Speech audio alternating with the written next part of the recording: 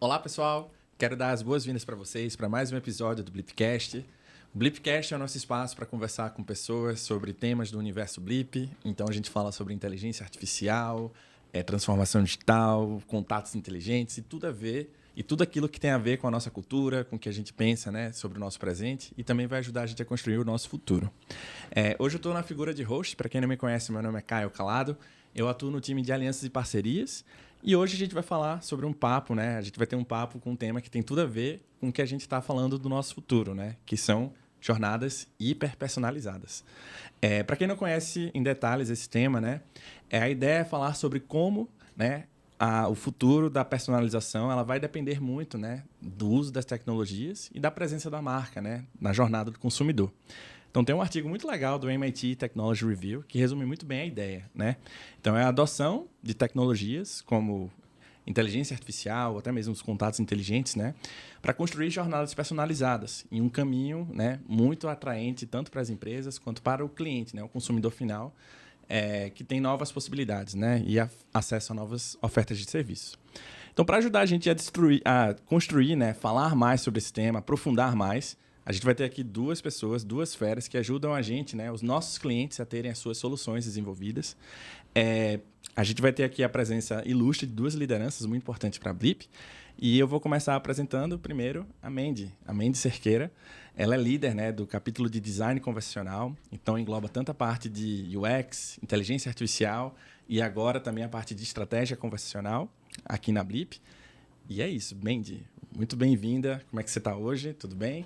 Obrigada, Caio. Tô ótima, tô aqui super feliz, né? Assim, bem animada com esse papo, né? Pra gente poder trocar muito essa ideia, né? Assim, falar, trazer mais a clareza, assim, do que é essa hiperpersonalização, né? Como que a gente está trabalhando estrategicamente isso, né? Para poder transformar aí a relação das marcas, né? Assim, com os usuários.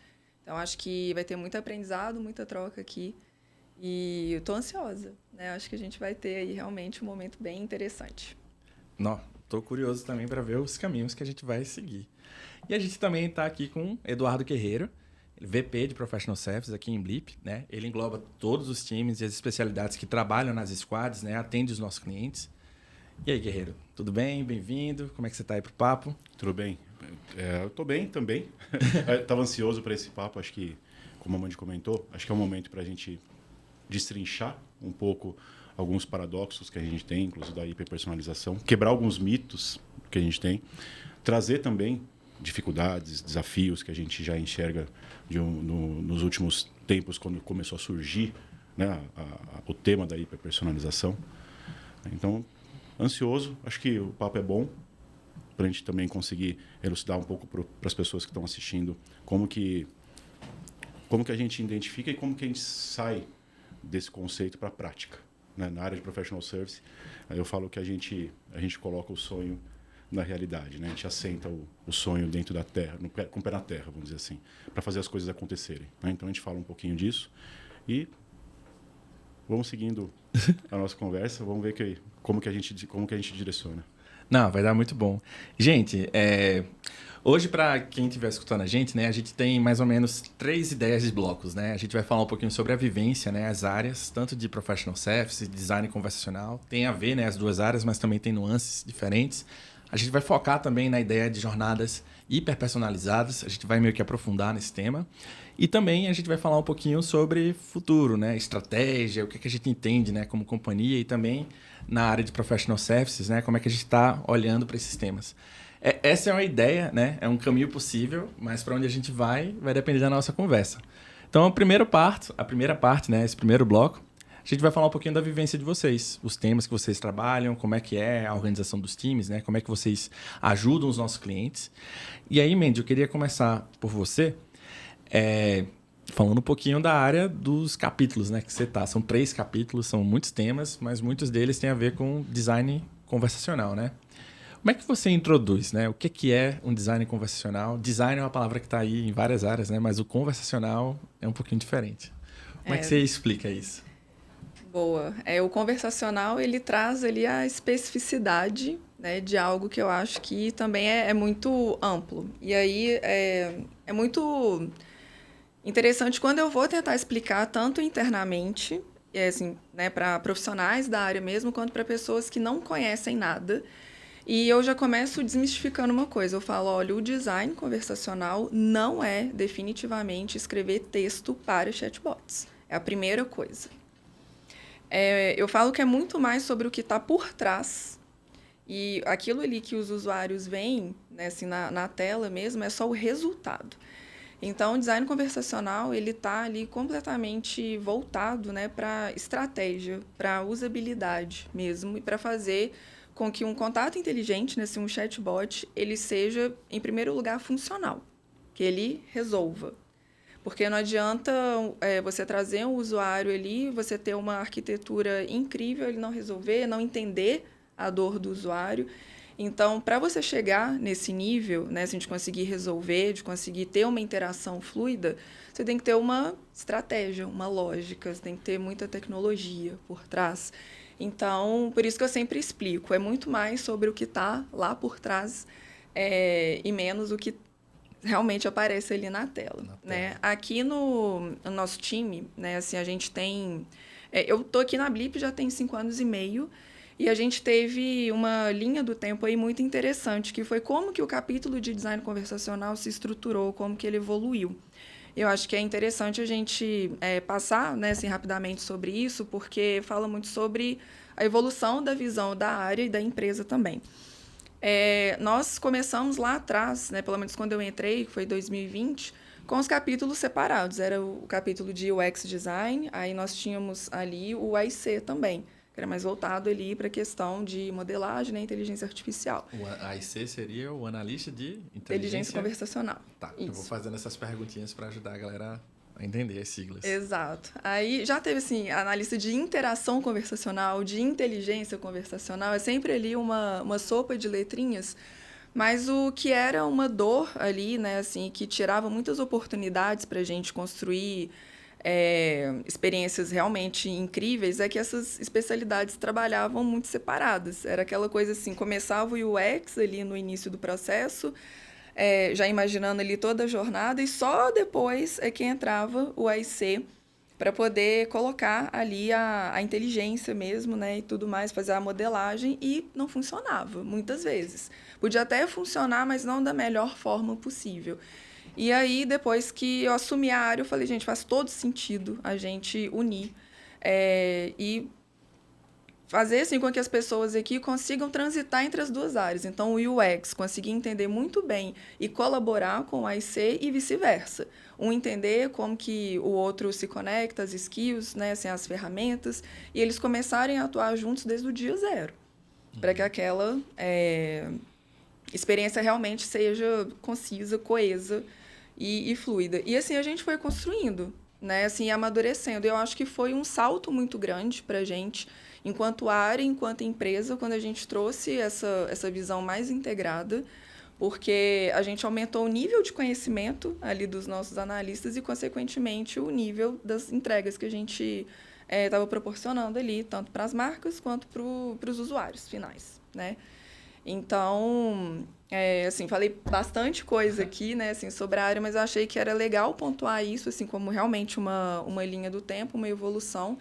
E eu gosto muito de onde a gente está hoje, assim, da forma como a gente está se posicionando, porque, na minha visão, o design conversacional ele está no centro da estratégia, né, assim, das marcas.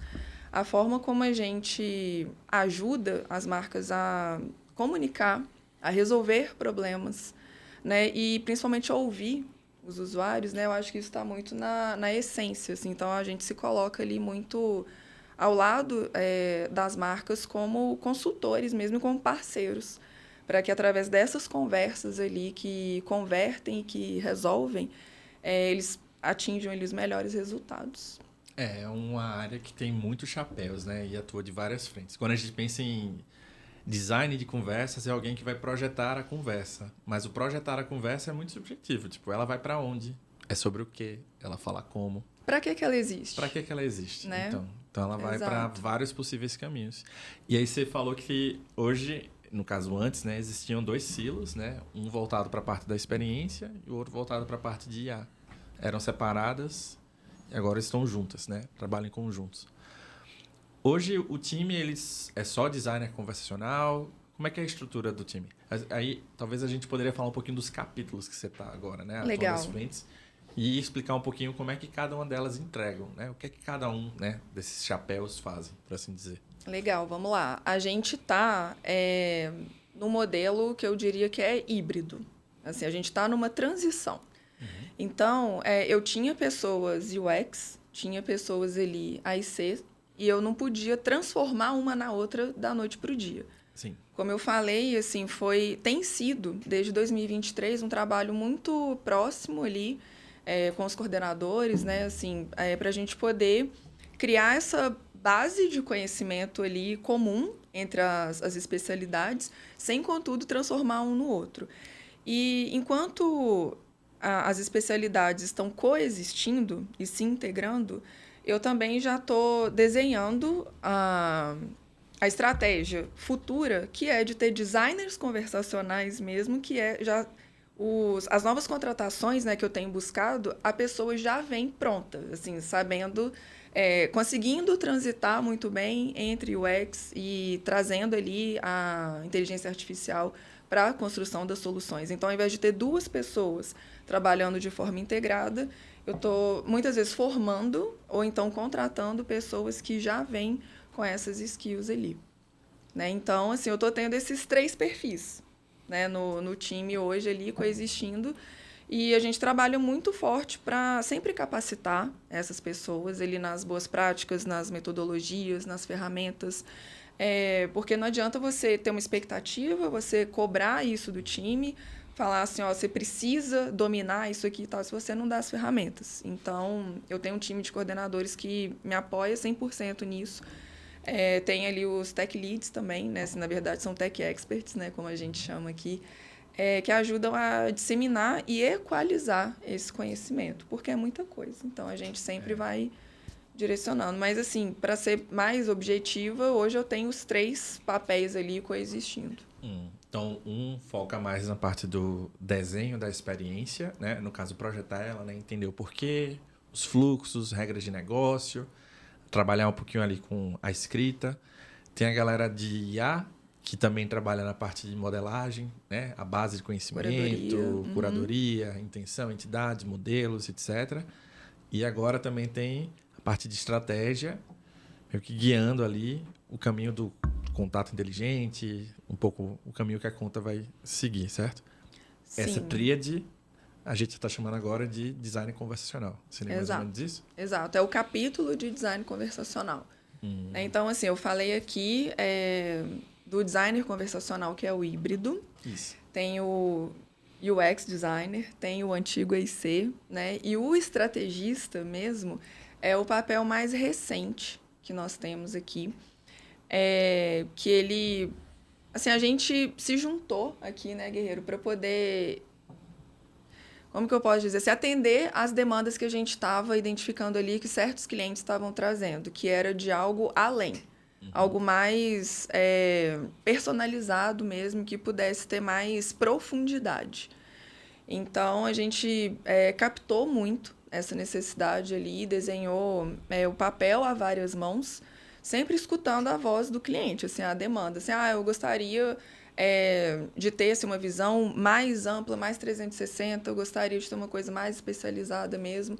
Então, a gente se juntou, construiu esse papel, está dando muito certo. Nós temos hoje 2 pessoas, né, nesse papel, que estão conseguindo desdobrar muito o conhecimento que eles estão adquirindo de forma muito próxima ali aos clientes, em estratégias realmente inovadoras. Né? Então, a possibilidade que eles têm assim, de aprofundar muito está sendo, para mim, está transformando completamente a forma como a gente escuta, como a gente atende, como a gente oferece as soluções para esses clientes, né, que têm contratado aí os estrategistas conversacionais. Não, legal. São 2 contas bem estratégicas, inclusive. Exato.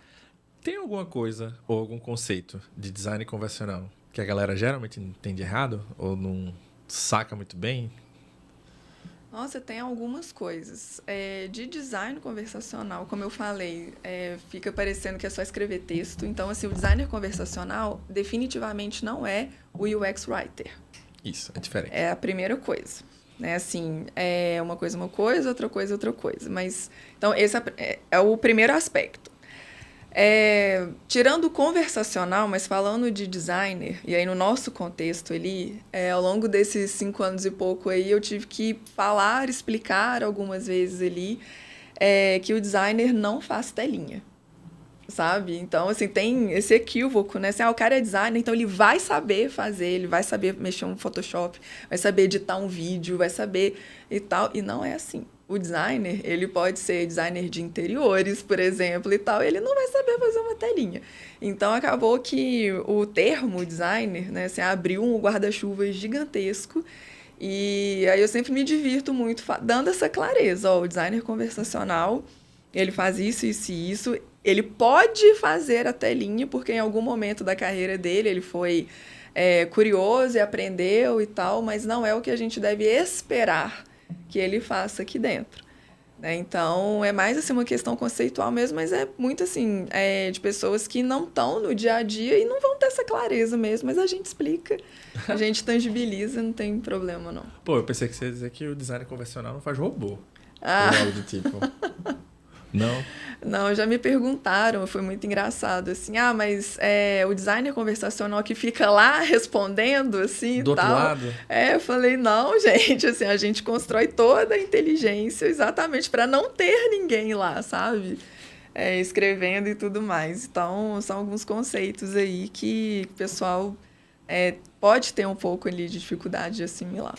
Não, é muito legal. Talvez um tema que é muito mais de humanas do que técnicas em si, né? Porque a gente tem que entender como as pessoas conversam, sobre o que elas conversam, e aí o desafio é como é que a gente faz um programa, né? Um sistema também conversar. A dinâmica é diferente. Exato. É uma área bem legal. Eu sou suspeito para falar. Se deixar, eu fico falando aqui até amanhã, porque eu acho, assim, sensacional, sabe? Todo o trabalho que a gente faz. E é muito engraçado, assim, quando, por exemplo, a mãe da gente pergunta, mas o que você faz? Né, assim, porque é uma pessoa totalmente não técnica, né? Não sabe ali todos os meandros, os detalhes ali, assim, e tal. E aí, assim, né? Eu tô falando aqui da minha mãe, mas, assim, para qualquer outra pessoa que seja leiga, né? Eu falo assim, olha, eu não quero reduzir de jeito nenhum a importância do meu trabalho, mas de forma didática eu vou te explicar. Aí eu falo para a pessoa, o meu trabalho é capacitar o meu time, guiar o meu time ali por estratégias e metodologias para que eles desenhem experiências que nunca te levem para aquele desculpe, não entendi. Que é o que deixa ali, assim, todo mundo bravo no fim do dia, sabe? Que, nossa, eu não consigo interagir, esse robô... eu quero falar com humano, isso aqui não presta e tudo mais. Então, de forma muito simplificada, eu falo, eu cuido muito para que você nunca tenha esse desgosto de ter uma interação ruim dessa, né? Então... aí eu brinco muito, assim, a pessoa fala, eu fui interagir com tal bot, foi horrível. Aí eu já vou ver lá, não foi meu time que fez. Né? Eu brinco, assim, eu falo, porque se fosse, né, a gente não teria dado essa resposta aí. Mas, né, brincadeiras à parte, é por aí. É desafiador, mas é difícil, é difícil. E o erro também pode ser uma oportunidade, né? A gente pode depois melhorar. Short feedback loop, que a gente fala. Guerreiro, você já ouviu falar de design convencional? Um pouco. Um pouco? Você pouquinho. já fez design conversacional? Não, mas a gente discute bastante, né? Hoje é a parte de design conversacional. Não. Hoje eu falo que a área de design conversacional ela é praticamente a área que tangibiliza a jornada do cliente. Quando a gente fala de sair da imaginação, do que a gente imagina que é a experiência do usuário naquilo, é onde você tangibiliza isso. Né? Então, todas as horas técnicas depois vêm para dar suporte para isso. Mas onde o cliente vai se sentir, vai se reconhecer naquilo, é no design conversacional. Então, a ferramenta tem que ser desenhada para ir para esse caminho. O legal do design é a questão... É que a gente vê, né, a galera que trabalha com design e diz assim, nossa, fulaninho ou fulaninha é muito criativa, né? Ela deve ser artista. Mas a questão do design é muito sobre o método, né? O design, ele é um conjunto de métodos que a gente aprendeu ali da artes, né? Artes em geral, para a gente produzir um certo artefato, né? O resultado. E aí, no caso do design conversacional, o resultado é a conversa, né? Nossa, tem ideias aqui de conversas, como é que essas conversas vão acontecer? Então, o design ele ajuda a dar caminhos possíveis, né? E aí isso me leva um pouquinho para a área de Professional Services, né? Que uma coisa é a gente saber o caminho, outra coisa é a gente percorrer o caminho, né? Eu tô falando isso que eu vi Matrix esse final de semana, né? O Neo lá aprendendo que ele não era o escolhido, mas ele era. A área que ajuda, né, os nossos clientes a percorrer esses caminhos é justamente a área de Professional Services, né? Todos os caminhos possíveis vocês ajudam lá a entregar, né? Fazer as entregas para os nossos clientes. Como é que isso acontece, né? Tipo, como é que é a estrutura de Professional Services? Que tipo de entregas, né? Caminhos possíveis a gente pode fazer? Como é que funciona a área? Tá, bom, acho que é legal a gente começar do começo, né? A Blip começou com um produto, né? Então, e na evolução desse produto, onde a gente começou a trabalhar com soluções, viu-se a necessidade de ter alguém que fizesse isso funcionar nos clientes, porque nunca foi plug and play, né? Então a gente tem uma discussão muito grande em cima disso. Até que ponto você tem que ter uma solução de prateleira e até que ponto você vai trazer uma solução customizada, personalizada para o cliente, que a gente vai discutir isso mais adiante também. Mas o Professional Service nasceu daí, né? Quando nós descobrimos que precisava de uma camada de serviço para você conseguir tangibilizar a solução que a gente vendeu como produto e como que o cliente teria o retorno daquilo, né? Então, eu falo que hoje, na estrutura que nós temos, a área de Professional Service ela é praticamente o braço da área de produto que faz a solução acontecer no cliente. Então, o que acontece? Produto você desenvolve como se fosse o cockpit, ou o chassi principal, né? Então, todo aquele núcleo o chassi de um carro, né? Exato. Então, ele tá desenhado daquela forma. É uma forma que ela vai atender 99% dos clientes com aquelas demandas básicas, vamos dizer assim, funcionalidades básicas, onde você tem o core da tecnologia, o que você usa, qual que é o backbone, né, do que você está usando em termos de solução, seja ela inteligência artificial, seja ela de desenvolvimento de software e outras coisas. Quando você chega no cliente, você precisa fazer aquilo funcionar. E aí é onde você começa a ter os desafios, né? Então, hoje, quando o Professional Service nasceu, era conhecido como uma área que desenhava, construía e implantava chatbot. Era assim. Contato inteligente. Chatbot. Chatbot. Tá bom. Então, essa era a visão que tinha, né? Então, isso foi evoluindo até a gente chegar no conceito de contato inteligente, né? Porque o contato inteligente, ele começa, já indo mais para o técnico, ele começa a sair um pouco daquela parte onde você tem o que a gente chama de determinístico, né? Onde você tem um fluxo, uma árvore de decisão, como eram os primeiros chatbots, né? Então, você tinha uma árvore de decisão. Então, ele chegava no caminho e decidia para onde que ele ia, né? Então, mas de uma forma muito mecanizada, automatizada, e sem nenhum tipo de personalização, sem nenhum tipo de desenho conversacional mesmo, né? Porque você desmistifica, ou fala, cara, o que é um robô falando e o que é uma pessoa falando, né? Então, ele nasceu daí. Com isso, a gente também evolui como área, né? Então, a gente tem hoje, para a gente conseguir fazer isso de forma técnica, a gente tem algumas estruturas dentro de Professional Service. Então, primeiro, a gente, como nós estamos divididos também em disciplinas ou em áreas de conhecimento. Uma delas é design conversacional, que a Mandy lidera. A gente tem uma outra área de engenharia, que é a área onde você tem, sim, os desenvolvedores, onde você tem também tanto o back-end ou o pessoal mesmo que mexe com desenvolvimento de AI, também tem desenvolvedor chatbot. Tem uma área de dados, que a gente hoje tem essa área de dados dividida em duas vertentes, uma que é a parte de Data Strategy, outra que é a parte de Data Architecture, né? Então, Data Strategy é aquele cara que está junto com o design conversacional, entendendo o que o cliente precisa em termos de informação, que tipo de dados ele quer saber da operação dele, de como que está a jornada dele funcionando, como está uma campanha, um atendimento, quais são os números daquilo. Então, é a parte de Data Strategy.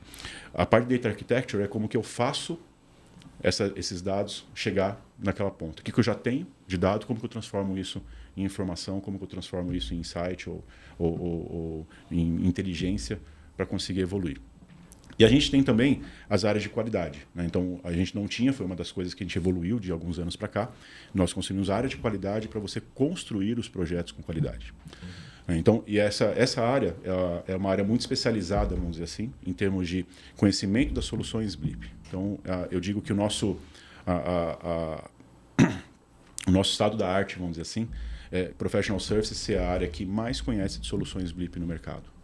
Então, nós somos os pioneiros nisso, vamos dizer assim. Então, o nosso time tem que saber resolver coisas que produto resolveria, só que lá na ponta do cliente. Essa é a ideia. Então, e a gente não trabalha em termos de escalabilidade tão grande como uma consultoria, por exemplo.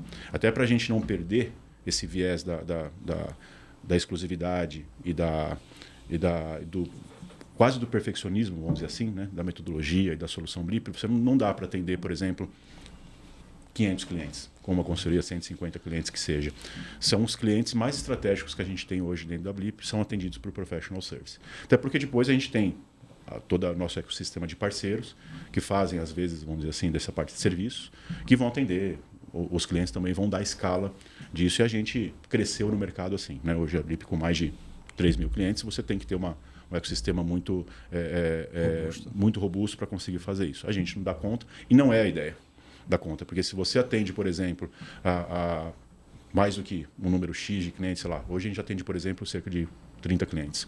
Então a gente tem um limite de clientes para atender, talvez 50, 60, sem perder a exclusividade, sem perder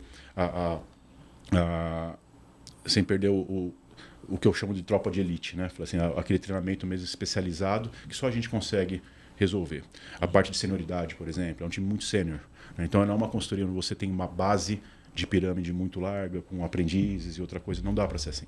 Porque a gente vai resolver problema em tempo real. Né? Então, o que o produto não conseguiu construir, a gente vai se deparar com esse problema no cliente e a gente não vai ter um roadmap de produto para desenvolver. A gente tem horas ou dias para resolver. Né? Então, tem que ser uma equipe muito especializada.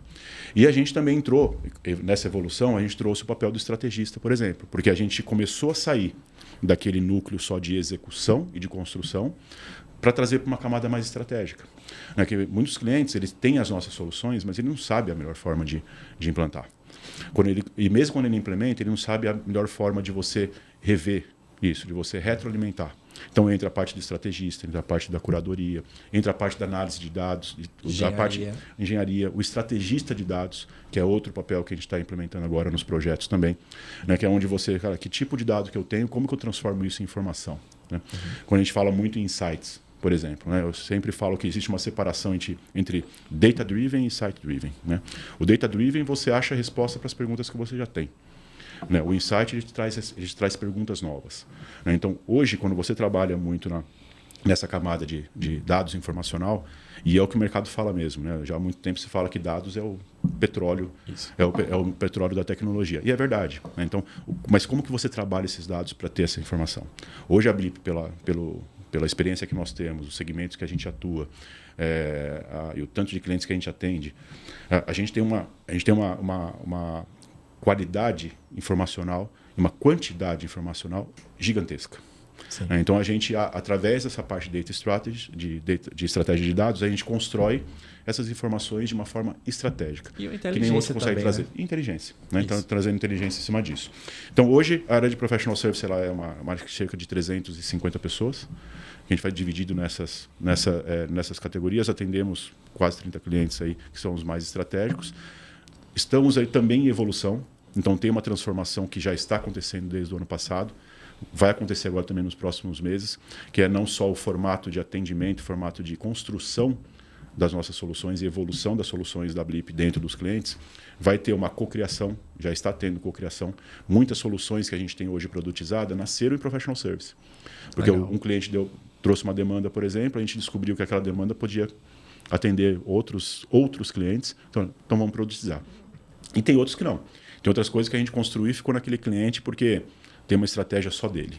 Né? Então, e a gente tem resultados muito positivos. Né? Quando a gente colocou a parte do estrategista conversacional, por exemplo, a gente descobriu a possibilidade de evoluir para essa área do que a gente está chamando de consultoria, mas trazendo o quê? Estratégia. Né? Então, sai da execução, não só a execução, mas vamos lá para o momento zero, né? Onde eu ajudo o cliente a descobrir qual é a necessidade de mercado, o que o mercado, para onde está indo, quais são as tendências novas em termos de design conversacional, o que as marcas estão fazendo, o que o segmento dele está fazendo, o que o concorrente dele está fazendo, o que os clientes estão querendo, para sim montar uma parte de estratégia de uma campanha, por exemplo, até chegar numa parte de uma estratégia de campanha, atendimento, análise, por exemplo, de conversa. Ou seja, até você sair. Né? Eu falo que muita gente, quando olha uma conversa no WhatsApp, não consegue entender e não consegue visualizar tudo que está por trás daquilo. A engenharia, né? Tudo que acontece por trás. Tudo que acontece por trás, tudo que veio para chegar naquilo, tudo que acontece ao mesmo tempo e para onde que vai. E o que aquilo se transforma.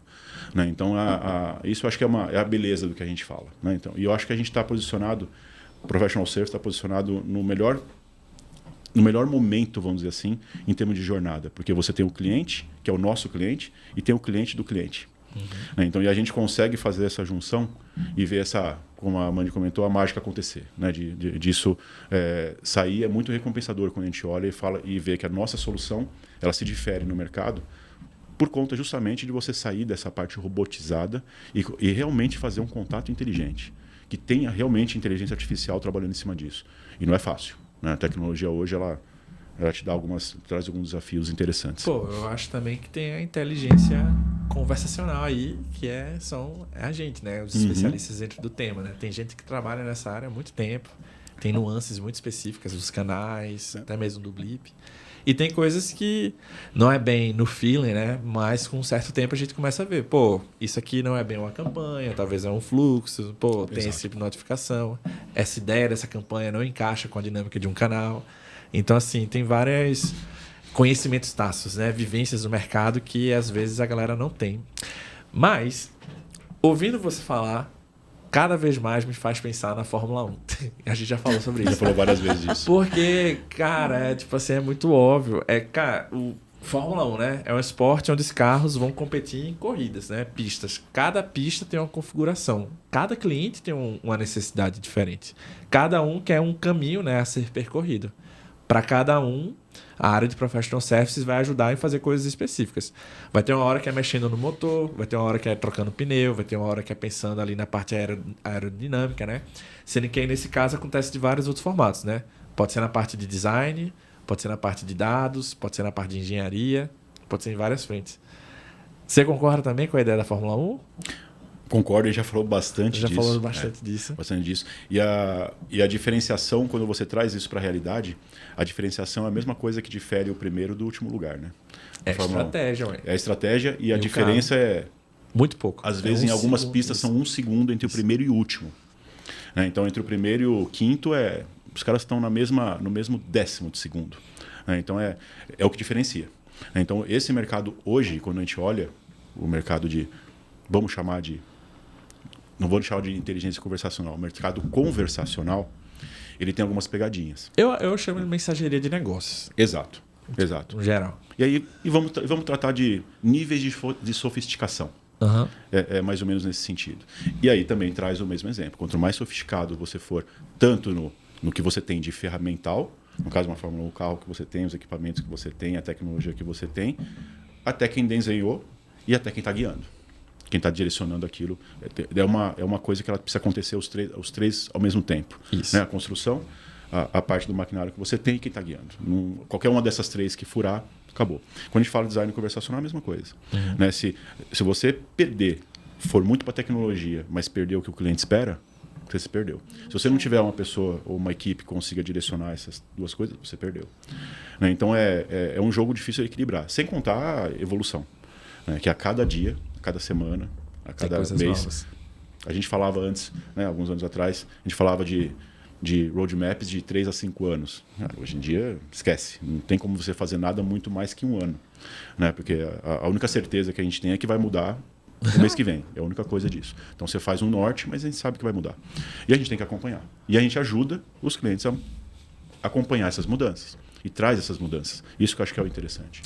Eu acho que é por isso que a ideia do roadmap baseada em visão, eu acho que ele é muito tangível, porque, cara, IA, né? IA agora está virando commodity. Muitas empresas têm, né? A diferença está em como elas vão usar nos seus negócios, né?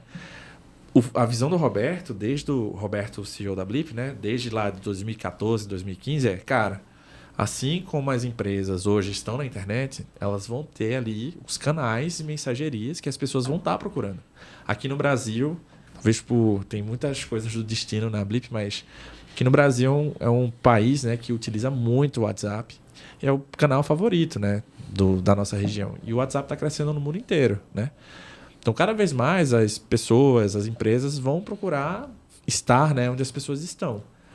Então, assim, o ferramental pode até mudar, mas a visão ainda se sustenta, né? Fundacional, por assim dizer. Então... Não, e a gente brinca que... A gente fala muito isso quando a gente fala das nossas reuniões e a gente conversa um pouco de estratégia, solução, proposta.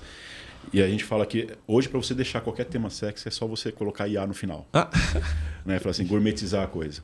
E está muito além disso, porque que problema você resolve? Isso. É isso que a gente discute. Não é você falar que você... eu estou usando inteligência artificial. Para quê? Para traduzir um texto? Para jogar uma coisa daqui para lá?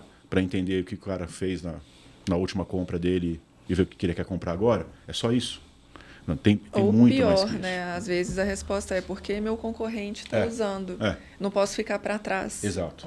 Então, né? Você não tem propósito, não tem intencionalidade, nada. É porque está usando. O mercado está indo, eu tenho que ir. Né? Então, você achar esse caminho próprio e você ver qual problema você está resolvendo. Acho que hoje a maioria das estratégias de inteligência artificial no mercado, na verdade, todas as tendências, né? Todas as maiores tecnologias, transformações que a gente teve, ela tem a primeira fase, que é o pioneirismo, mas com uma mistura de aventureiro. Né? Depois você tem a medição e você tem um rollback. Fala assim, cara, não era isso. Preciso voltar para trás e refazer. A gente teve isso em várias situações. Né? Você pegava o mais recente de alguns anos atrás, quando a gente falava de transformação digital. Né? Uma das coisas de transformação digital era você passar todos os equipamentos que você tinha, por exemplo, hardware ou as máquinas, ou o centro de dados que você tinha dentro de uma sala ou embaixo da mesa, para a cloud. Não, então agora tem que passar tudo para a cloud. Então, muitas empresas, eu vou baixar, e o pior, eu vou baixar custo. Como eu fizer isso? Vou ter uma economia de custo gigantesca. 80% das empresas que saíram nessa linha, todas refizeram toda a estratégia. Porque descobriram que, primeiro, você não tinha uma economia de custo, muito pelo contrário. Você tinha, às vezes, até um custo maior. Você não soube otimizar o custo, que era onde que tinha. E você caiu na armadilha que você tinha que fazer tudo assim. Né? Então, a parte, quando a gente fala de inteligência artificial, é a mesma coisa. Você precisa saber para que você vai usar, como você vai usar, se você tem preparo das pessoas para usar e, principalmente, o que você vai resolver. O que você vai endereçar. Qual a dor que a gente tem do cliente hoje ou do cliente, do meu cliente, que eu vou endereçar. Se você conseguir responder essas duas perguntas, você já está no caminho certo. Hoje, confesso que alguns anos atrás, eu tinha que ter algumas nuances de marketing, mas eu era meio contra a ideia de ser marqueteiro, assim, tal. Mas, depois, né, de fazer uma graduação em marketing, eu comecei a ver marketing com os outros olhos. É uma ciência muito interessante, assim. E... o marketing tem uma parada que é bem legal, que chama o tamanho de mercado, né? A gente vai desenvolver uma solução, resolver uma dor, qual é o tamanho de mercado disso? E aí você começa a discutir, né? Isso aqui é uma dor, essa dor atinge tantas milhões de pessoas e tem um potencial de receita de tantos milhões. Só essa nuance de dados já ajuda a gente a saber o que é uma boa oportunidade ou não e como priorizar. No caso da gente, hoje a gente consegue ver possíveis caminhos, né? Hoje a gente tem lá casos de usos mapeados, a gente tem inteligência, né, de como fazer esses casos de usos e até as melhores práticas para cada um deles. Mas também tem a questão de criação de novos produtos, novas estratégias e até novas frentes, né? Aí eu vou jogar para vocês dois, assim, né? Como é que é a área de vocês, né? Vocês estão em professional services, né? Como é que vocês colaboram com essas outras áreas, né? Vocês conseguem guiar, né, drivar outras aberturas, outras áreas, influenciar em produto, estratégia, design? Tem outras frentes que vocês podem impactar? Sem a menor dúvida. Assim, eu acho que, no fim do dia, essa tem sido a parte mais estratégica e até divertida de fazer, né? Assim, à medida que o time vai amadurecendo, vai evoluindo ali, em relação às skills, né? Assim, o conhecimento, a gente vai conseguindo sentar cada vez mais ali na cadeira de especialistas mesmo e pessoas que conseguem influenciar decisões, seja ali... para os clientes, né? Então, assim, senta ali numa reunião, numa dinâmica e já vai direcionando para eles ali o que eles podem fazer. E internamente a gente também está seguindo nesse mesmo movimento. Então, a gente está em contato com o cliente o tempo todo. A gente está enxergando ali coisas que até então ou estavam esquecidas ou que realmente são novas, né, porque surgiram ali de acordo com o contexto, com as tecnologias, e a gente faz parte do trabalho do designer conversacional documentar essas coisas, explorar, né, e traduzir aquilo ali em coisas viáveis ou não. Né? Assim, isso aqui é um bom caminho, isso aqui não é, essa estratégia aqui ela é aderente ao objetivo de negócio ali da marca e atende ali a expectativa do usuário, né? Então, a gente consegue ter essa visão holística mesmo, assim, né, 360, e começa a falar para as outras áreas, falar, olha, a gente identificou aqui que tem uma oportunidade, né, assim, eu não gosto de falar assim, que tem uma demanda, né, assim, a demanda muitas vezes é a gente mesmo que gera, mas assim, tem uma dor, tem uma dificuldade ali, alguma coisa, mas uma oportunidade sempre, para a gente poder transformar isso aqui numa solução. Vamos testar para esse cliente aqui, ver o que é que acontece? Então, não necessariamente a gente vai lá, enquanto área, e colocar a mão na massa. Nós não somos a área de produto, por exemplo. Né? Mas a gente vai começar a criar ali uma retroalimentação. A gente vê a necessidade real lá na ponta, a gente leva isso para a área, começa a discutir, o produto é criado, a solução e por aí vai. São as hipóteses, né? Que vocês levantam e vão vamos validar. Então, vamos aqui propor para esse cliente, nesse grupo e por aí vai. Aí, beleza. Depois, a gente começa a entender. Funcionou? Não funcionou? E tudo mais. A gente vai falar assim, olha, funcionou, mas dá para fazer essa melhoria. Então, vai criando um ciclo mesmo, assim, uma retroalimentação, que para mim é uma inteligência, né? Então, assim, ali no contexto da Blip, é realmente uma dinâmica em que a área produz, a outra aplica, já gera os insumos, já devolve, e aí a gente gera ali uma cadeia contínua de evolução, né? Então, eu vejo muita gente estrategicamente nessa posição. Quando a gente fala ali sobre o estrategista, né? Assim, então, ele tem uma... ele está ali com uma atuação diferente do designer conversacional ali que está atendendo na Squad. Ele tem a mesma lógica. Do ponto de vista dele, assim, que ele está muito colado ali, assim, com o cliente mesmo, assim, o stakeholder, né, assim, diretamente, ele está ali entendendo tudo, ele está pegando informações ali que muitas vezes não chegam, talvez, para o analista da Squad, e ele engrossa esse caldo. Então, ele, né, complementa ali essa visão. Então, eu acho que a gente consegue atingir, assim, consegue expandir muito a nossa atuação para o lado operacional, para o lado estratégico, sabe? Assim, igual a gente está falando assim, né, das hipóteses, né, geração, ali, validação e até refutação, sabe? Assim, das coisas. E o que eu acho que no fim do dia, assim, a nossa entrega de valor mesmo é essa nossa postura de consultores, né? Assim, o consultor, ele não é assim, o dono da verdade, é o que sabe tudo, mas ele é a pessoa ali que analisa, propõe uma profundidade, né? Assim, ele joga, ele vai falar assim, olha, eu acho que a gente deveria dar uma atenção para isso aqui, ou então, não, isso aqui é bobagem, isso aqui já é ultrapassado. Por aí vai. Então, eu gosto muito de posicionar o time de design conversacional dessa forma. São enablers. Existe uma diferença grande, porém complementar, quando você fala da área de produto e da área de professional service. Embora as duas tenham que ser quase que gêmeas siamesas, vamos dizer assim, né? Para a gente estar sempre retroalimentando e trazer esse ciclo virtuoso. Mas tem algumas diferenças, né? Você pega produto, por exemplo, você tem basicamente... A grosso modo, você tem uma ideia de demanda, você começa a testar hipóteses em cima disso, começa a construir começa a construir o chassi, o roadmap dessa solução, desenvolve e a gente vai lá e testa isso na prática. Existe a outra forma de fazer isso, né? Quando eu estou no cliente, a demanda já apareceu, eu não estou testando hipótese. A hipótese já está testada, aquela demanda existe, ela é real, né? E você começa a atuar isso. Então, qual que é a diferença? O timeline. Né? Dentro de um produto, você tem um roadmap de desenvolvimento grande. Você tem a experimentação, você tem teste, você tem construção, tem release, você solta... Você tem um time to market, vamos dizer assim, completamente diferenciado. É como eu falei, na parte de cliente, esse time to market é uma semana. Então, o problema surgiu hoje, muitas vezes você tem que dar a solução até o final da tarde e no dia seguinte você tem que implementar.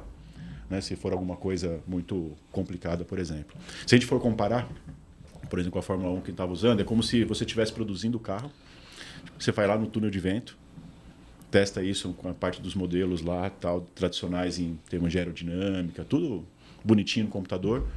Quando você vai para a pista é outra coisa. Né? Então, a gente é professional, você vai com o carro para a pista. Então, funcionou no túnel de vento? Funcionou. Ah, testei o vácuo? Testei. Só que se os caras ficar pouco mais de 30 segundos no seu vácuo, seu carro vai explodir. Você não testa isso lá. Né? Então, se mudou o vento por conta de uma curva ou de um tempo que fechou, você não testou isso no túnel de vento. Fala, aconteceu alguma coisa que a aderência da pista mudou, o cara da frente fez alguma... Ou você mesmo apertou um botão errado, e aí como é que você faz isso em tempo real? Aí você vê a prática, traz isso de volta para os engenheiros que construíram o negócio e vamos discutir as soluções. Como que a gente faz a coisa ficar diferente? Professional Service faz exatamente a mesma coisa. A gente pega esse produto, implementa ele, vamos testar, vamos ver se tudo foi testado mesmo. Aí a gente vai ver o tempo em caso real, se atende, se não atende, se a gente errou por aqui, se a gente pode construir outras coisas, se vai evoluir para outras coisas. Então, os paralelos servem para a gente exemplificar muito bem de como que a gente se complementa. Eu digo que não tem como hoje, numa empresa como a Blip, o tamanho que a gente tomou, não tem como você não ter uma área de produto, desenvolvimento de produto, e uma área de professional service ou de uma área de serviços que vai implementar aquilo. Não tem como. Né? Então, porque produto não pode estar focado na cara do cliente toda hora, não tem tempo para isso, tem um produto para desenvolver. E professional service não pode cair naquela bolha de produto onde você tem um time to market muito mais largo. Então, isso precisa conviver. Né? Então, a gente tem que trazer essa urgência e a gente tem que trazer esses caminhos, muitas vezes. Que é onde sai a cocriação. E é onde saem muitas das funcionalidades, ou até muitas soluções, produtos que a gente tem hoje dentro da Blip, nasceram dentro de professional service. E a gente depois trouxe para produtos, produtizaram, óbvio que evoluíram isso para outras camadas, para outras nuances, mas nasce assim, é essa complementariedade. E isso tem que acontecer 24 horas por dia. Tem vários produtos da gente que surgiram assim, com a demanda do cliente surgiu ali, a gente, vamos fazer, a gente experimenta e cresce. É isso. Uma outra analogia que a gente pode fazer em relação à Fórmula 1, né? Se à medida que vocês foram falando, assim, aí a gente vai viajando junto aqui, né? Foi exatamente o momento ali do pit stop, a troca de pneu. Que é assim, o carro vai lá, aí a equipe vai lá, assim, de forma perfeita, muito coordenada, em 3 segundos, troca o pneu, limpa o visor, faz o abastecimento e tudo mais, aí bate lá, tipo, 3,4 segundos. Hoje 3, e agora aí, já está em menos de 2 já. Troca de pneu da Ferrari. Perdeu a corrida. E aí o ritmo de professional services é muito esse, assim. Então, assim, você está no meio da corrida, você faz um pit stop ali e, assim, o time todo tem que estar muito integrado para poder ir lá, dar aquela ajustada e tal. Então, assim, validar ou não validar o negócio tudo muito rápido, porque você já tem que seguir. Não dá, assim, para parar e falar, nossa, peraí, vamos aqui agora pivotar e tal. Não existe isso em professional services. É o tempo todo a coisa indo ali, assim, vai literalmente trocar o pneu com o carro andando, Você acompanha a Fórmula 1 também? Não. Não, só me veio a analogia aqui mesmo, assim, eu me senti muito no pit stop, sabe? Muitas vezes é tipo, tal, e já vai. Mas é interessante isso, porque é onde você vê o preparo. Eu já tive a oportunidade de ir em corrida, por exemplo, e tirando o tempo que os caras estão lá na pista mesmo, você vê as equipes treinando, por exemplo, uma troca de pneu. Cara, é incrível. Exato. É incrível. E você vê, cara, o treinamento tem um cara só para colocar o pneu no lugar dele. Só. E ele tem que fazer aquilo perfeito.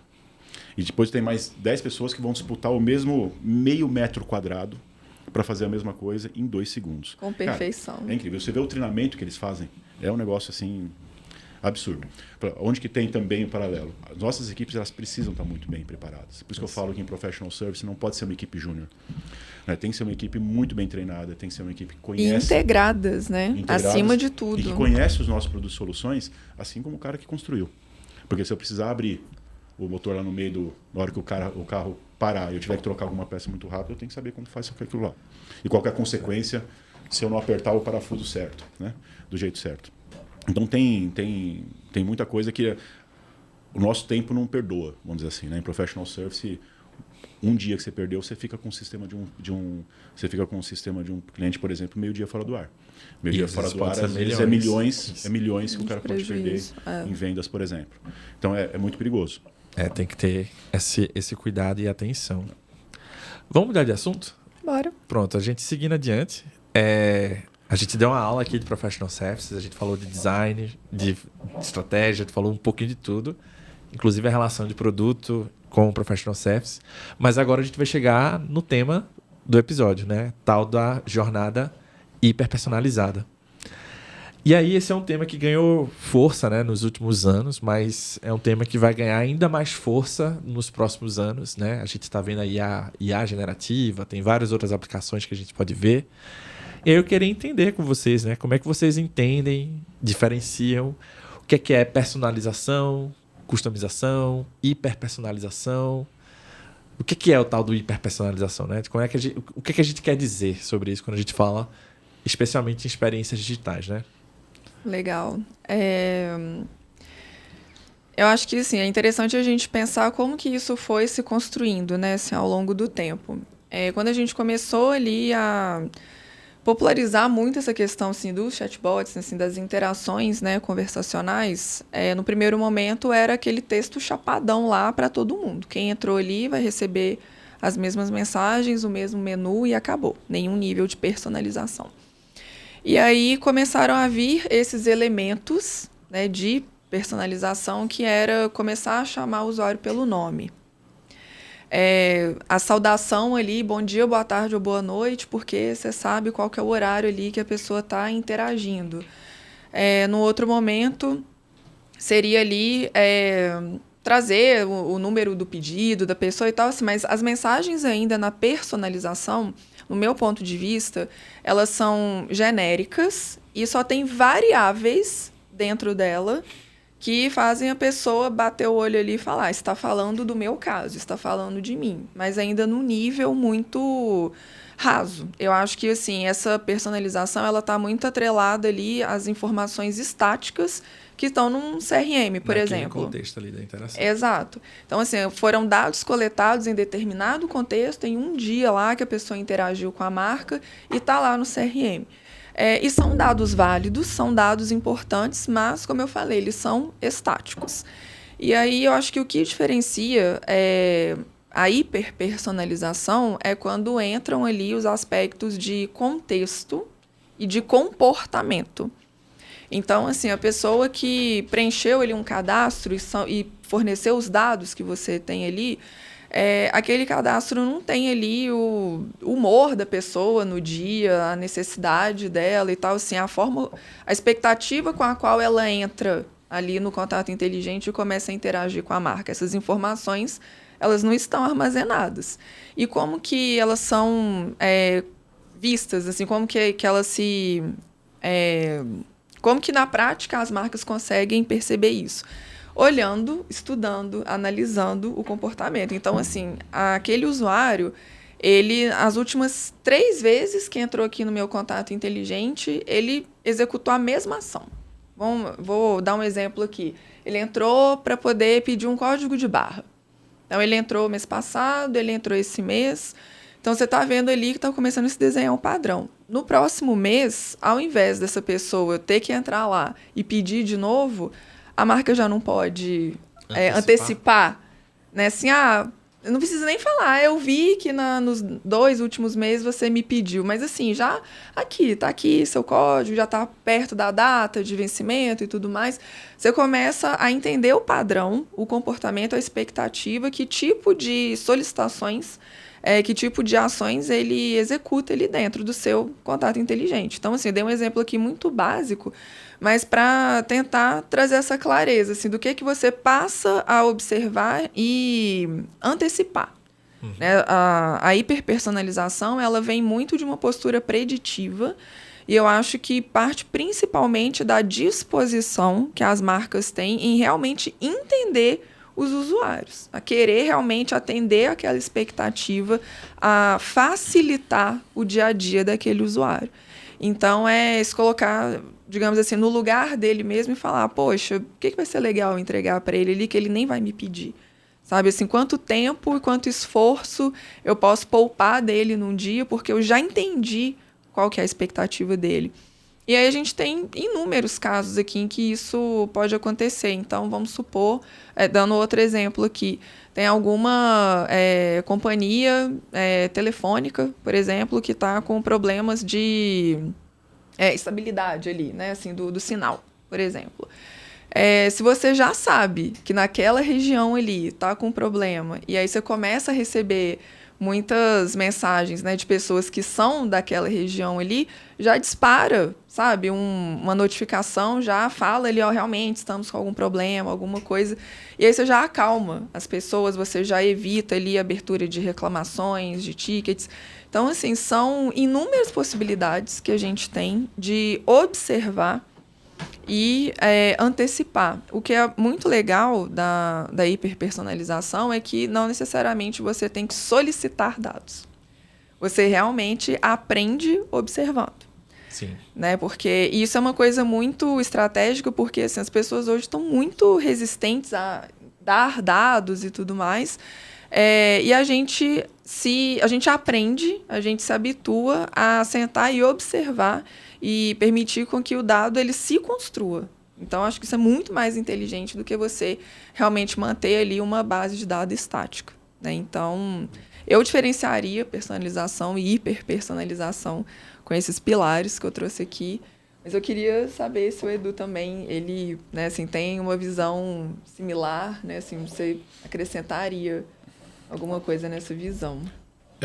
Acho que precisa começar diferenciando o que você comentou sobre customização e personalização e hiperpersonalização.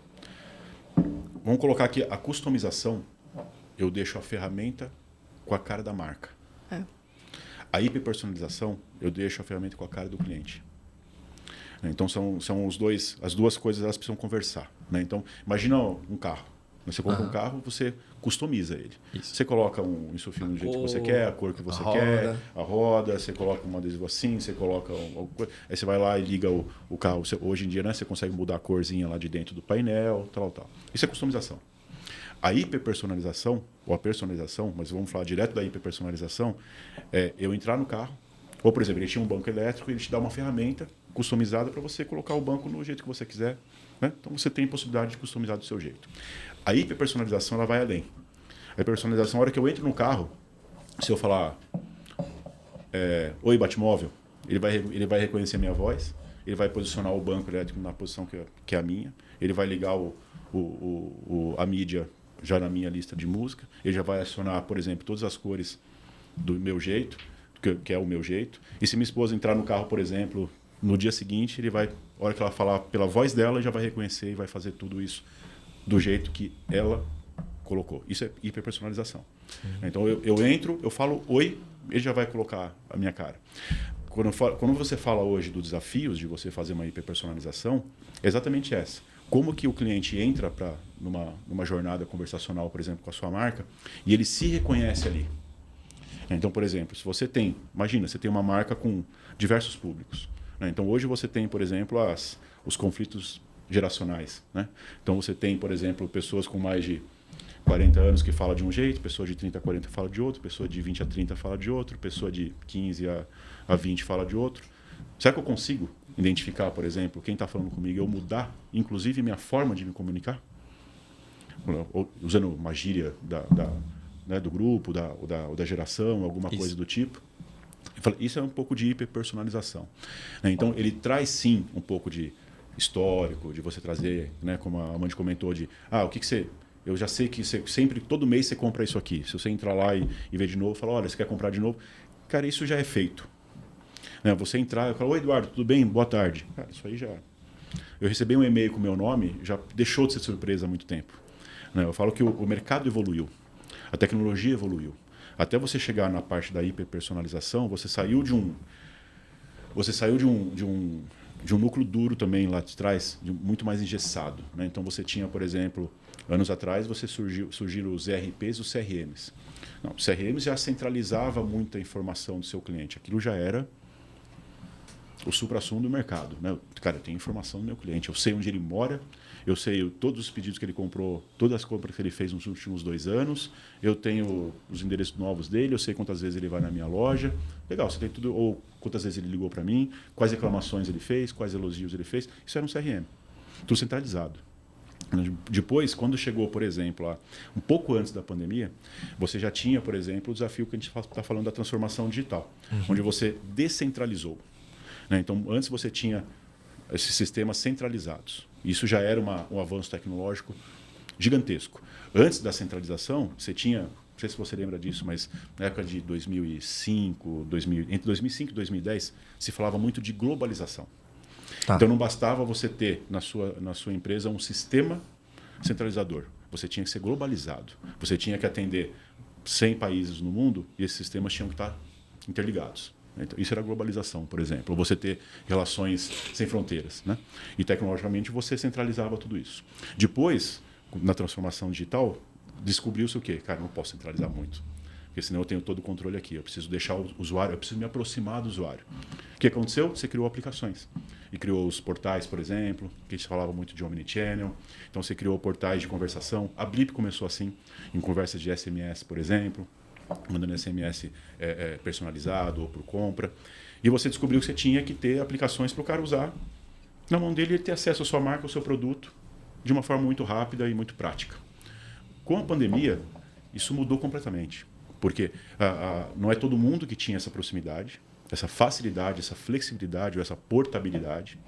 Quem tinha, quem teve ou quem criou, começou a fazer isso de uma forma muito fria. Né? Então, cara, eu tenho que escolher, fecho o carrinho, compro e acabou. Não tinha nada conversacional, era quase que estático, vamos dizer assim. Né? Então, você tinha suas limitações, você tinha muitas limitações e poucas alternativas, né? Para você conseguir fazer isso. Com a hiperpersonalização, e eu acredito que depois do advento da pandemia, você teve quase que uma carência exacerbada do público. Então, eu não queria só entrar num chatbot ou num aplicativo de delivery e pedir alguma coisa. Não, cara, eu precisava entender que alguém estava falando comigo. Eu precisava me sentir... Meio que a humanização. Humanização. Né? Porque, cara, estava todo mundo sozinho em casa. É uma mimetização dessas relações. Exato. Então, você precisava humanizar isso.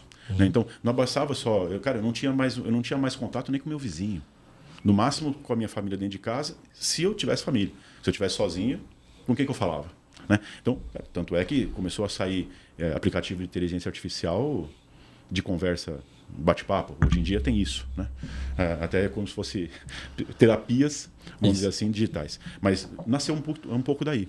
Então, de você entrar, você se sentir acolhido, você se sentir reconhecido.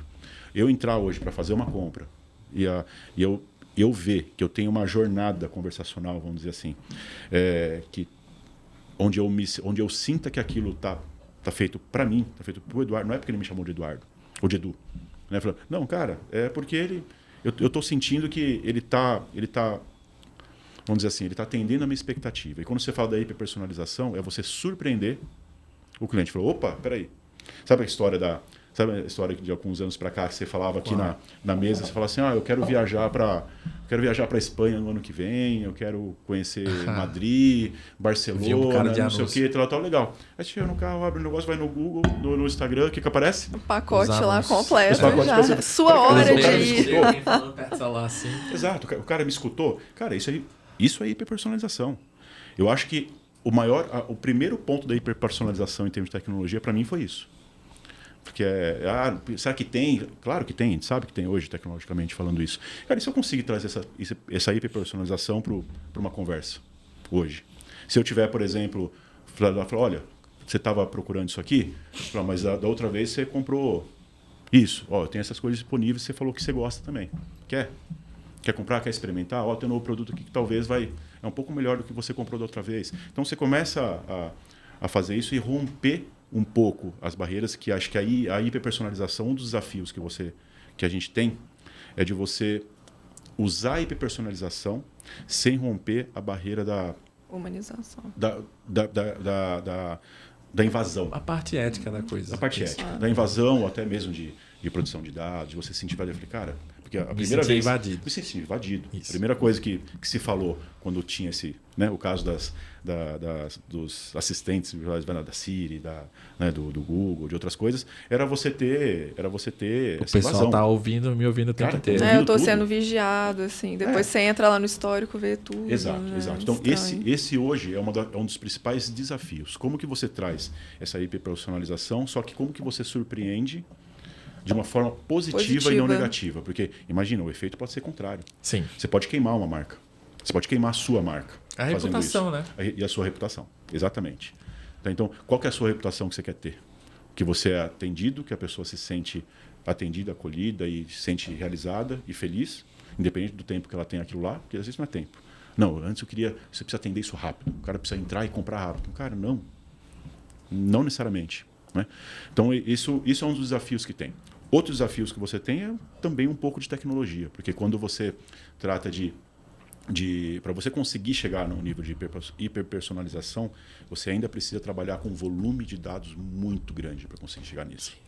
Não só dados transacionais. Não apenas o volume, né? Ter estratégia de uso, Exato. saber o que fazer. Não Exato. adianta ter muito dados, eu não sei o que eu vou fazer com eles. Exatamente. E você trabalhar, por exemplo, a sua LLM, por exemplo, para você conseguir juntar tudo isso e conseguir fazer, e conseguir dar o melhor resultado. Só que hoje, para você fazer isso, é um consumo computacional, vamos dizer assim, muito grande. Gigante. E um custo muito grande. Sim. Então, muitas vezes também, quando a gente visualiza uma solução de hiperpersonalização, às vezes a tecnologia ela torna aquela solução inviável. Né? Então, você tem que voltar para a prancheta e falar qual caminho que eu vou desviar disso aqui, porque senão não se paga ou não para em pé a solução.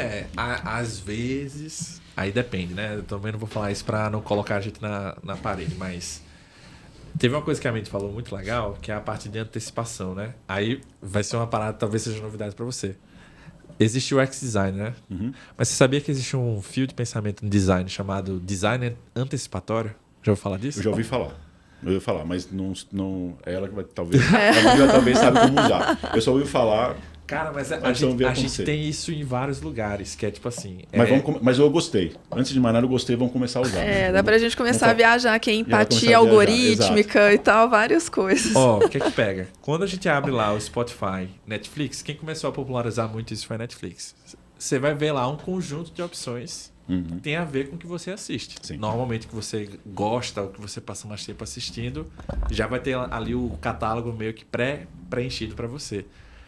E hoje a gente tem muitos dados, né? Antigamente, né, a gente conseguiria recomendar, uma pessoa gostou desse produto, tantas outras pessoas também estão gostando. A gente conseguia fazer esse tipo de relação. A diferença que a gente tem agora é que a gente tem uma tecnologia que ela consegue ir além da parte estatística, né? Hoje a gente consegue fazer como é que eu posso dizer? Não uma síntese, mas uma conexão semântica de alguns temas. Teve um cara que viu Matrix e geralmente quem gosta de Matrix também vai gostar, por exemplo, de Clube da Luta, que são filmes diferentes, mas tem uma certa relação. E muito bons, diga-se de passagem. Muito bons, diga-se de passagem. Hoje, eu assino ali o Spotify por conta da recomendação. Tipo assim, cara, tem recomendações muito boas pra mim. O mesmo vale pro YouTube. Tem gente que fala, nossa, você tá treinando o YouTube pra te dominar, não sei o que. Cara, é um serviço que tá me ajudando, tá me trazendo coisas que eu gosto. Se aquilo não te invade... Não me invade, tá tudo certo. É aquela coisa, mas não é muito invasão de privacidade. Eu falei, cara, que privacidade? Eu não ligo dele saber qual filme que eu quero ver. Tá tudo certo. Ele tá agilizando ali, né? Tem gente que se incomoda. Tem gente que se incomoda. Mas ainda assim, até pra quem se incomoda, existe hoje mecanismos que ajudam a gente a disfarçar quem a gente é, né? Todo o problema dessa questão de rastreabilidade digital surgiu por conta do cookie, né? O cookie foi um lançamento feito pela Netflix, pela Netscape. Isso. A ideia era 2 engenheiros que queriam, cara, toda vez que a pessoa acessa uma página, a página tem que carregar de novo. Por que a gente não cria um mecanismo que já deixa a página meio que pré-carregada para eles? Questão de performance, de tempo de resposta. Isso, já deixa ali com as características dele. O lance é que o tal do cookie, ele abriu precedentes para várias outras coisas. E aí, às vezes, as pessoas têm medo do que as empresas sabem, não porque as empresas sabem, mas sim por conta do rastro digital que ela deixa. Aí é uma questão de educação digital, né? Literacia digital. A galera tem que entender algumas nuances. Tem a tal da VPN. A VPN pode esconder a minha conexão. Quem gosta pode deixar essas VPNs ligadas nas suas casas. Eu tenho no meu celular, eu tenho em casa, eu tenho na TV também. Tem gente que usa VPN para várias outras coisas. Acessar conteúdos de outros países, por exemplo, que é possível através da VPN. E por aí vai. Mas a hiperpersonalização vai vir muito por conta dos dados, né? E não quer dizer que as empresas estão analisando os dados das pessoas. Às vezes podem ter mecanismos que já estão adaptados para, de forma agnóstica, eu não sei quem ela já te atender. Talvez o melhor exemplo que eu posso dar, e aí para quem está ouvindo a gente, são os celulares da Apple, né? A Apple tem lá uma parte de saúde, dados de saúde. Eu não sei se vocês usam de vocês. Sim. Cara, dá para registrar tudo que você imaginar. Febre, respiração, sono, tudo. Exercício físico, tudo. O legal é que, tipo assim, eu posso personalizar o que ele vai estar analisando, até a tela de interface, né? Que vai estar ali listando os meus dados. Mas o mais legal é a questão da hiperpersonalização, que é o seguinte. Às vezes tem um desvio de padrão no meu comportamento e a Apple me avisa. Não sei se vocês já viram isso nas atualizações recentes. Sim. Tem. Então, por exemplo, tem para a questão de VO2, que é uma métrica de oxigenação do sangue. Tem a questão de... eles estão chamando agora de... É uma métrica nova, são 4 indicadores que eles olham, que é... Nossa, me fugiu a palavra. Mas todo dia de noite eles deixam lá um indicador do... Não vou lembrar agora. Tem agora do Mood, né? O hábito, que eu também estou logando. Nossa, eu vou fazendo muito essa parte de análise dos dados. Nossa, me esqueci o nome agora da palavra. Mas é que tá. Não é que a Apple está me assistindo o tempo inteiro. Ela já tem lá um mecanismo pronto. E você sabe. E você sabe, você autorizou aquilo. Eu autorizei. Houve um desvio de padrão, ela vai me avisar. Caio, você está dormindo muito bem, você está dormindo mal. Atenção nesses temas aqui. Sua frequência cardíaca subiu nesse ponto, atenção. Então, assim, tem vários tipos de avisos que tem, né?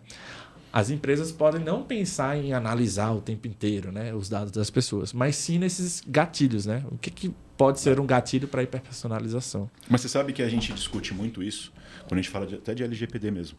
Porque a LGPD não veio para você proibir de você usar alguma informação. Não. Ela veio para você garantir que você tenha o controle sobre as suas informações. E tudo é permitido, desde que eu tenha pedido a sua autorização e você autorizou.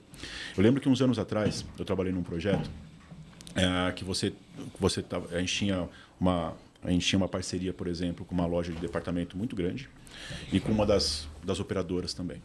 E o que o projeto consistia? O projeto consistia em você identificar, por exemplo, por GPS, por outra coisa, e por outras formas até de edge computing, outra coisa, que eu entrei naquela loja, naquele momento. Naquele momento que eu entrei nessa loja de departamento, chegava uma mensagem de SMS para mim, ou até por WhatsApp, e falava: Eduardo, tudo bem? Eu vi que você está aí na loja, você aproveitou a promoção que está tendo agora lá na área masculina, lá de sapato, não sei o quê? Eu falei, cara... Como é que eles sabem? sabem? né? Já olho assim e falo, Estava trabalhando num projeto assim. Esse projeto evoluiu, ele foi testado, foi ajustado, estava rodando bonitinho. O Ministério Público parou o projeto e falou, não, vocês não podem fazer isso. Não tinha ainda a LGPD formada. Hoje, esse projeto foi desengavetado, vamos dizer assim. Então, hoje, por exemplo, você já deve ter ido numa rede de shopping, onde você já não paga mais, você não tem mais cancela de estacionamento, você tem que cadastrar seu carro, tal. E você entra lá, ele fez de outra maneira. A hora que você entra com o carro, ele já sabe que é você. Quando você está lá dentro do shopping, ele já te manda uma mensagem e falou, Eduardo, bem-vindo. Olha, tal, tem a loja tal, tem aqui as promoções do dia, tal.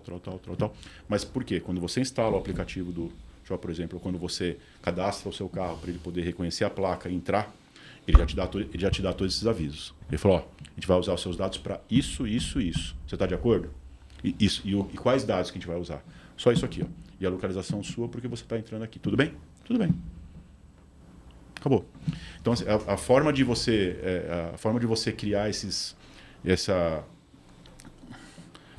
sair dessas armadilhas, na verdade, é você tratar o usuário, por exemplo, tratar o cliente com respeito.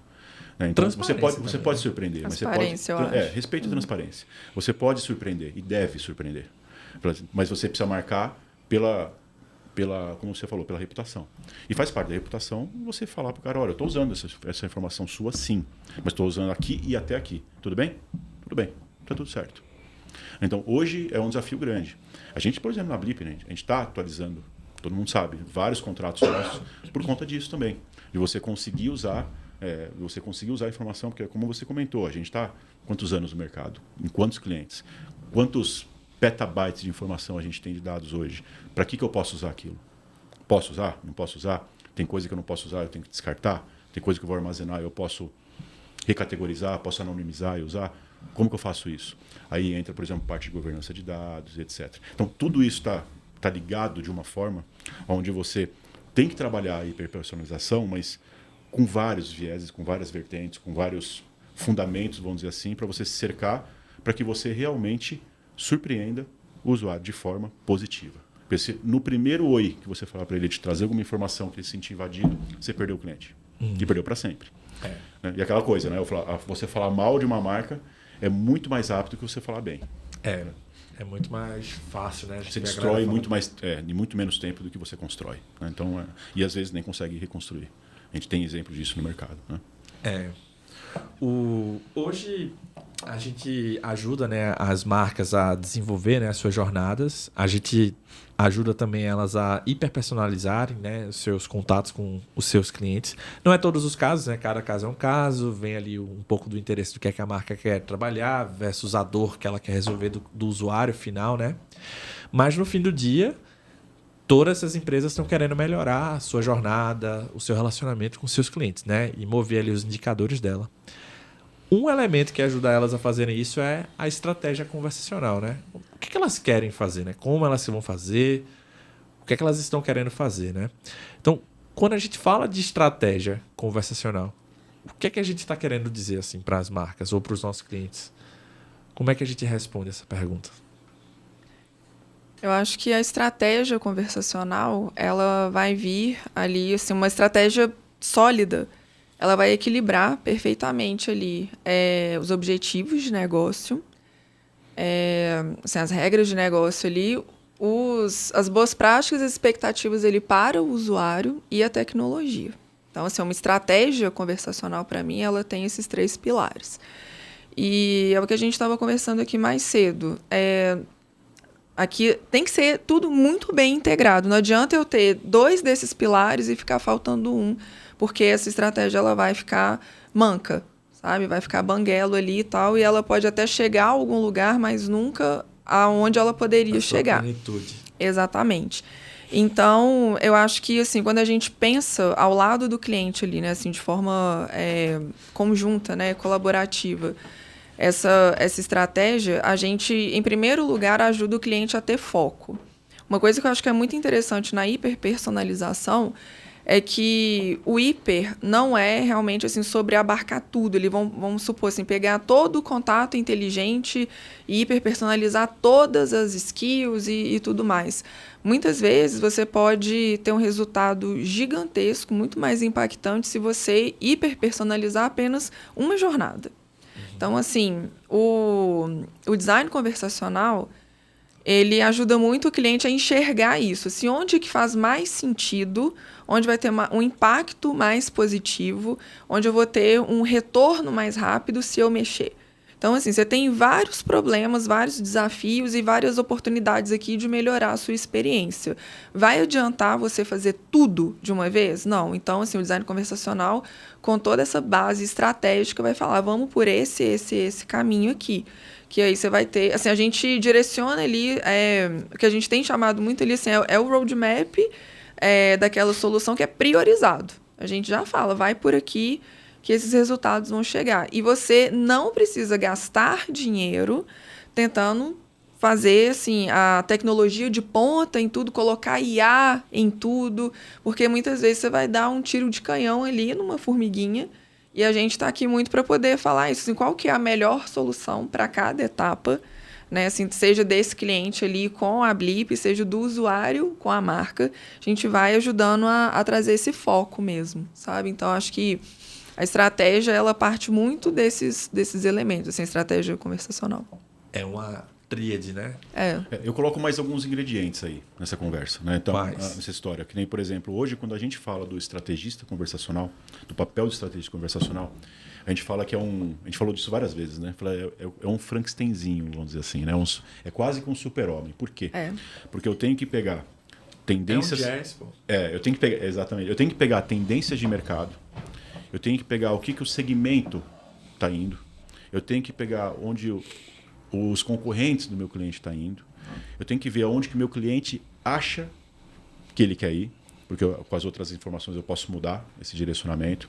Eu preciso saber qual público que eu quero atacar, que tipo de produto ou serviço que eu quero oferecer.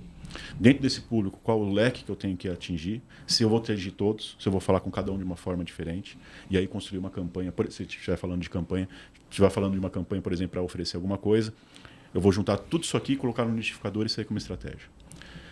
Qual que é a chance de você conseguir fazer isso hoje de uma forma natural ou com uma área de digital marketing sua, que está muito mais voltado para a tecnologia? Porque, lembra bem, eu não falei em nenhum momento de tecnologia. Só falei de inteligência de mercado. Né? Então, agora, como que eu pego isso e coloco isso numa solução para atender o que eu preciso? Isso é estratégia conversacional. Porque como que eu desenho? A hora que eu sei tudo isso, como que eu vou desenhar a minha estratégia do cliente a partir do momento que ele entrar no engajamento comigo dentro de uma conversa? Se ele responder isso, para onde que ele vai? Ou para onde que eu quero levar ele? Não é para onde que ele quer ir, para onde que eu quero que ele vá. Também tem isso. Para onde que eu vou direcionar?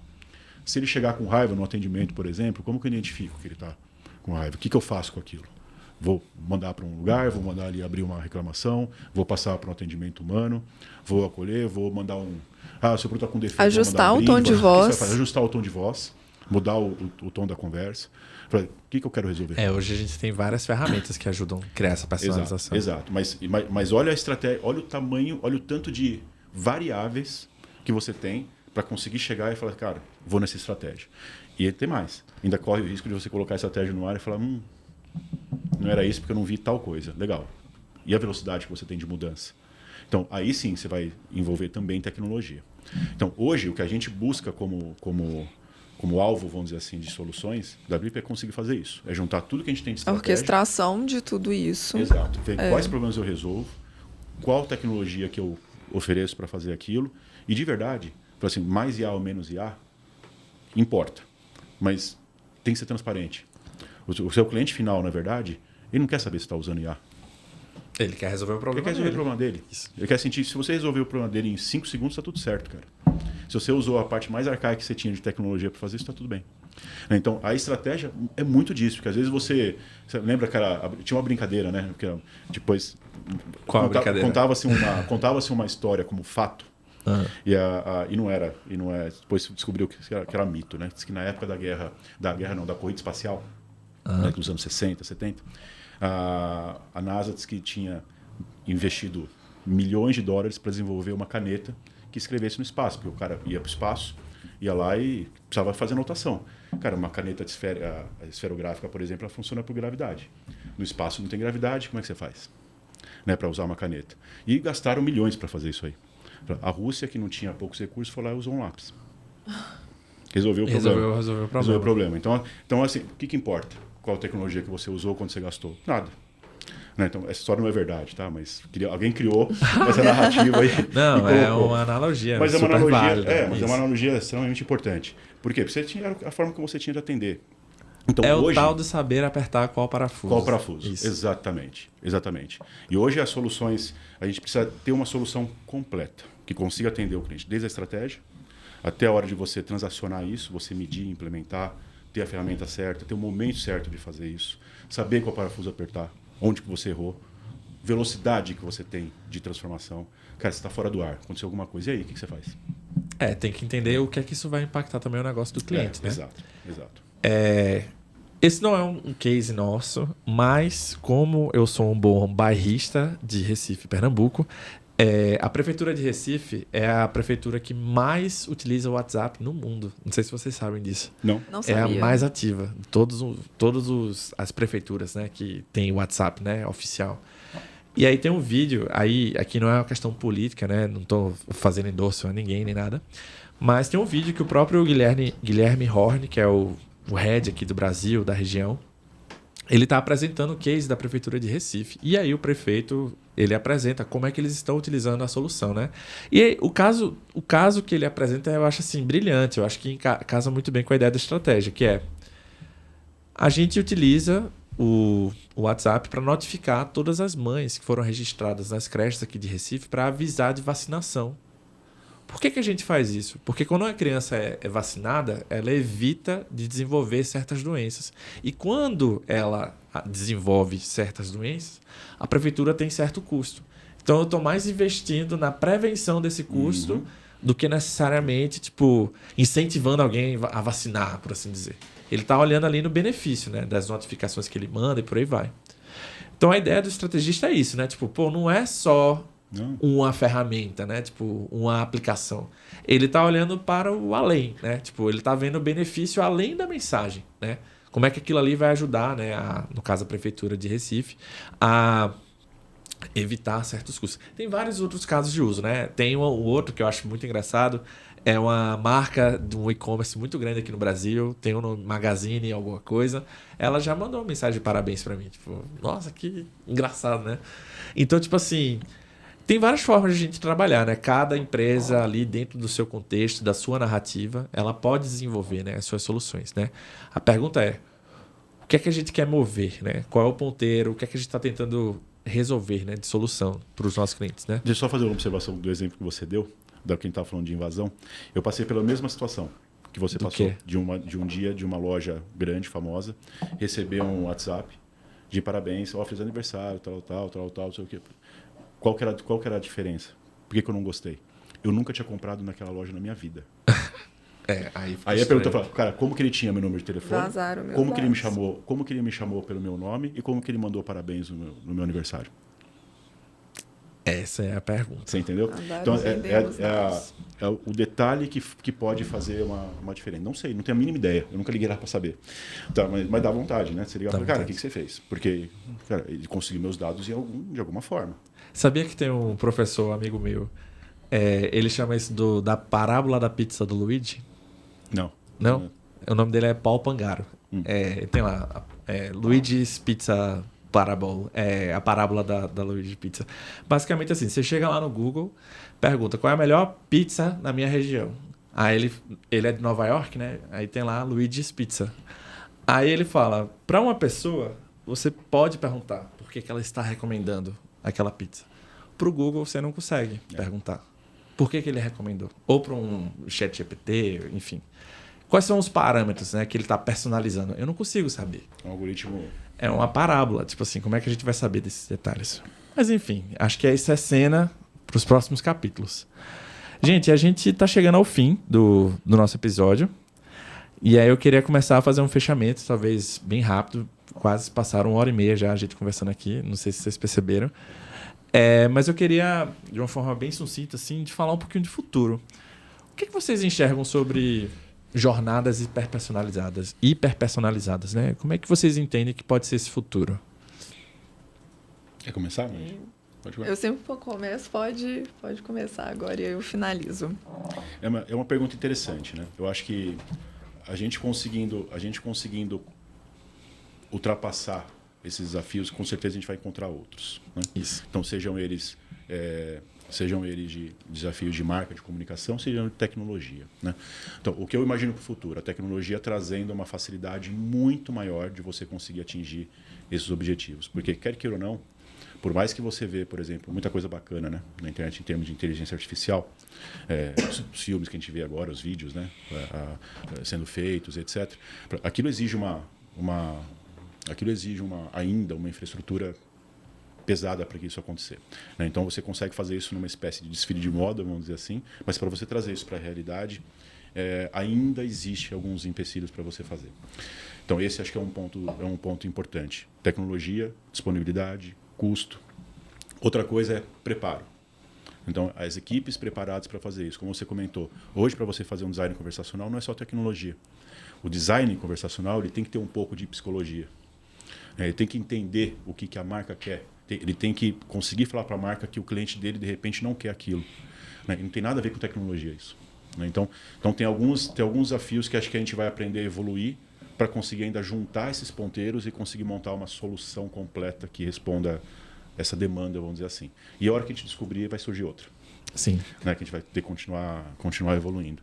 Mas eu acho que isso ainda, para mim, eu ainda estou, não digo cético, né, mas ainda está havendo ainda uma velocidade menor de aderência do que da disponibilidade das soluções. As soluções estão disponíveis. A aderência delas ainda é discutível e o alcance delas, o tanto que a gente consegue usar para fazer isso também ainda é discutível. É o que dizem, né? O futuro já chegou. Ele Exato. só está mal distribuído. Exato. E você, Mandy? Boa.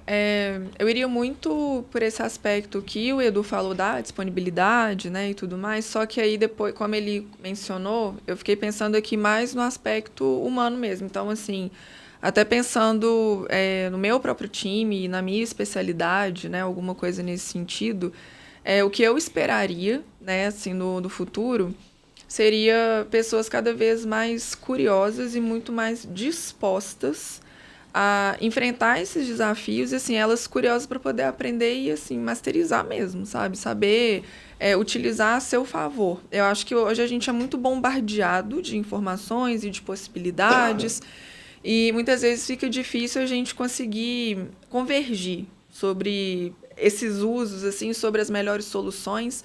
E eu gostaria muito de ver as pessoas com essa disposição para poder destrinchar isso. Assim, peraí, vamos organizar aqui nossa cabeça, vamos ver como que a gente consegue extrair o melhor dessas coisas. Porque realmente são muitas soluções, são muitas possibilidades, mas como que a gente mantém o nosso foco? Como que a gente mantém propósito nas soluções que a gente está pensando e tal, sempre mantendo o usuário no centro de tudo.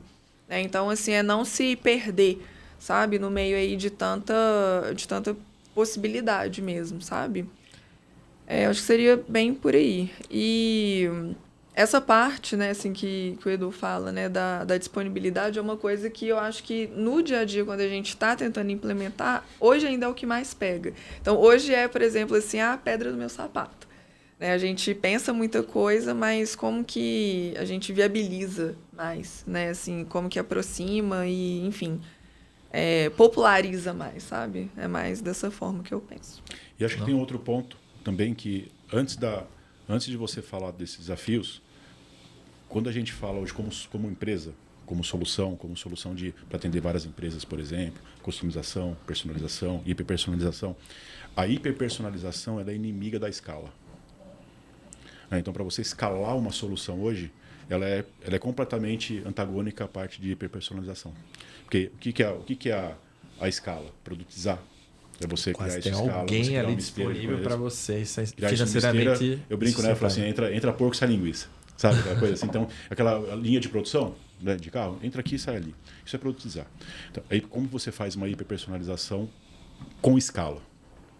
Para a gente, hoje, para nós, como empresa, não como cliente, como empresa, como que a gente cria soluções de personalização escaláveis? Então, é assim que a gente está trabalhando hoje. Então, tem novidades aí nos próximos meses de como que a gente está tratando isso no mercado. No Blip ID a gente vai falar um pouco disso também. Vamos trazer exemplos, vamos trazer de coisas. Como que a gente consegue minimizar esse obstáculo? Não é solucionar. Porque solucionar 100% a gente nunca vai conseguir fazer. Mas como que a gente consegue minimizar e para onde que a gente está indo? Boa, gente. Então, acho que chegamos aqui ao fim do nosso episódio. Eu queria fazer só uma leitura aqui, uma citação bem rápida. Isso foi o Pacheco, uma vez que ele me falou, eu fiquei assim, cara, que doideira. Tem o paper do Alan Turing, que é dizem que é um dos pais da IA, né? Tem vários pais da IA que veio da Macy Conference, e o Turing é um deles. E aí no paper dele, que é do jogo da imitação, a última frase dele diz assim, ó: a gente só pode ver uma pequena distância à frente. E a gente já consegue ver que tem muito a ser feito, né? Nessa pequena distância. O lance é que a distância está encurtando e cada vez mais, né, tem mais coisas para serem feitas. Então, assim, muitas inovações, muitas coisas estão surgindo. Você tem que ter foco, senão a gente se perde. E manter a narrativa, né? Tem que ter um fio de integração, fio de pensamento que conduz, né? O que é que a gente está levando ali para o cliente final. É isso, gente. Acho que, tô olhando aqui, acho que a gente passou por quase, vou dizer assim, 90% dos pontos. Faltou um pouquinho pra gente encerrar. Pra quem tá ouvindo a gente, muito obrigado por estar aqui com a gente. Vocês, gente, muito obrigado por estar aqui compartilhando. Espero que a gente possa fazer mais sobre outros temas também. Trazer mais a galera de design, trazer mais a galera de PS pra falar também. Trazer clientes, não sei se vocês topam no futuro. Pra quem ouviu a gente, chegou até aqui o final, queria pedir pra vocês seguirem, né, a Mandy Cerqueira. No seu LinkedIn tá Amanda ou Mandy Cerqueira? Tá Amanda Cerqueira lá. Olha lá, né? Me pediram pra falar só Mandy, eu acho que o LinkedIn dela é Amanda. Tá lá, Amanda Cerqueira. Tem o Eduardo Guerreiro. Sigam eles lá no LinkedIn. Pra galera que é da Blip, né, Blippers, manda uma mensagem pra gente no Slack, falando um pouco o que é que você aprendeu aqui com a gente. Se você tem uma sugestão, contraponto, sugestão de leituras, eu adoro ler, então me indiquem livros aí que vocês acham interessante, ou papers. Se vocês acharem interessante, quiser sugerir uma pauta, manda uma mensagem pra gente, manda uma mensagem pra Maria, que tá aqui assistindo com a gente também. A gente quer aí ter sugestões de novas pautas, né, diferentes. Possa ser que seja sobre a Blip, possa ser que não seja sobre a Blip, né? Vai lembrar que o nosso primeiro episódio foi sobre felicidade no trabalho. Para quem é de fora da Blip, quiser acompanhar um pouco o que é que a gente tem de novidades, o que é que a gente está lançando, tem as nossas páginas nas redes sociais. Para quem quiser saber um pouco mais dos bastidores, tem aí o Inside Blip. Eu fiquei sabendo que teve um designer que ficou bem famoso, né, nos últimos insiders, né, na Blip. Nilber tá aí, né? Sim. Então fica aí para vocês acompanharem os bastidores. E para a gente encerrar, eu queria que vocês talvez resumissem em 8 palavras ou 10 palavras. O que é, tweet. Né? Um tweet, né? Jornadas hiperpersonalizadas para vocês, né? Como é que vocês resumiriam a nossa conversa de hoje, né? Eu colocaria aquilo que a gente falou da hiperpersonalização. É o cliente se reconhecer na conversa com a sua marca. Dá para fazer um livro com isso, hein? Um pôster. Seu cliente. Gostei. Pode copiar e colar. Não é porque... Foi muito bom mesmo. Eu vou reforçar, né, assim, essa visão, porque eu acho que é muito isso, sabe? Eu fiquei pensando muito sobre, assim, é o futuro e tal. Não, é o presente. E como que a gente se aproxima disso, né? Assim, cada dia mais. Assim, fico pensando todos os dias, sabe? Como que a gente constrói essas experiências cada vez mais agradáveis. Eu acho que a gente, às vezes, pode focar muito ali, assim, eficazes, não sei o que e tal, mas assim, como que elas podem ser agradáveis? A hiperpersonalização, acho que é o motor de tudo isso. Relevantes. Significativas. Acho que a gente vai entrar no brainstorm aqui de adjetivos. Exatamente. Traz o post-it. Pois é. Gente, muito obrigado. Valeu pelo tempo. Foi um prazer. Obrigada, Vamos Caio. fazer mais vezes, hein? Foi massa. É só convidar que a gente tá aqui. Exatamente. Tá ouvindo, né, Maria? Só convidar. Chama que a gente tem aqui, pauta até assunto não 2032. Falta. Exatamente. Mas, então Caio, obrigado pelo convite. Foi um prazer estar aqui. Obrigada, Guerreiro, também, por compartilhar aqui comigo, né, nesse momento. E até a próxima. Até a próxima, gente. Pode fazer... Desculpa. Pode, claro. Pode fazer um jabá aqui de... Pode, por favor. É porque eu estou contratando. Estamos contratando. Então, aproveitando o momento aqui, né, assim, para quem está de fora, né, e gostou desse papo aqui, gostou dessa pauta, e tem muito mais, né, quem gosta desse assunto de design conversacional, entra lá. No meu LinkedIn tem, tá, o link para as vagas, tem lá na Gup também, então... Inscrevam-se para poder vir para o nosso time e participar, né, assim, dessa construção, né, de jornadas hiperpersonalizadas e outras coisas incríveis que a gente está fazendo aqui em Professional Services. Boa. Bem, gente, é isso. O futuro é agora, o futuro é construído. E se essa conversa marcou, né, se achou interessante, compartilhe aí para o seu time, para os seus colegas, compartilha nas redes, né? Eu não sei qual rede você vai estar ouvindo isso. Mês que vem, no próximo episódio, a gente vai ter um outro tema sobre um outro Blipcast, né? Uma outra narrativa. E eu espero que vocês tenham gostado desse, né? Espero ver vocês no próximo episódio. Até a próxima. É isso. Beijo, tchau, tchau. Valeu. Bom. Bem que você falou que a gente esquece.